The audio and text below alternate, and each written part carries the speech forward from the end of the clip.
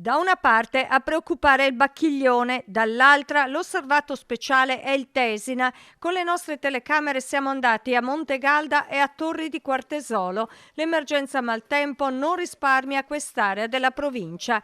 Chiuso il ponte sul Tesina, gli uomini della Protezione Civile hanno montato le paratie di sicurezza. Il livello del fiume è salito costantemente in giornata, ma non è arrivato a toccare quota 7 metri come era previsto questa mattina.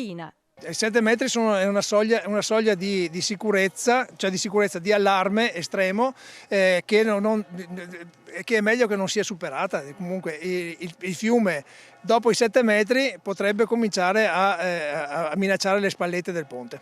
Ormai abbiamo una certa consuetudine con questo ponte, le paratie vengono montate appunto quando si prevede che possano toccare la quota 7 metri o oltre.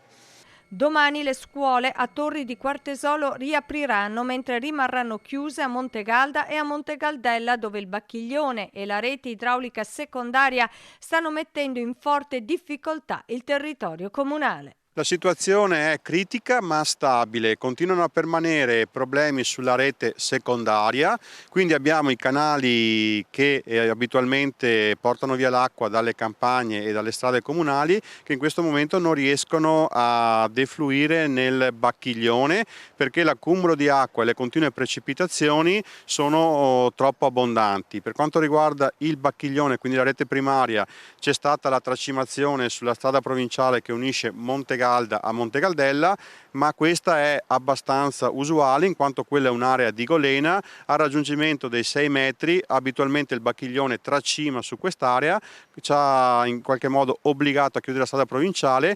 A bordo di questo carretto e grazie ad un trattore di un volontario della Protezione Civile abbiamo raggiunto la casa, la famiglia che è isolata da molte ore qui nel comune di Montegalda.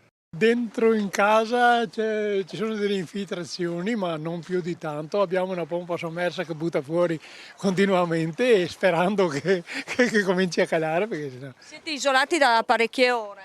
Da stamattina in pratica. Beh, da ieri sera, stamattina, insomma stanotte. Quante famiglie ci sono isolate in questa zona del suo comune? Queste sono semplicemente 2 famiglie, le altre sono raggiungibili con i mezzi della protezione civile e hanno un'entrata d'acqua nelle case, però non sono isolate, quindi sono raggiungibili. Queste sono quelle isolate.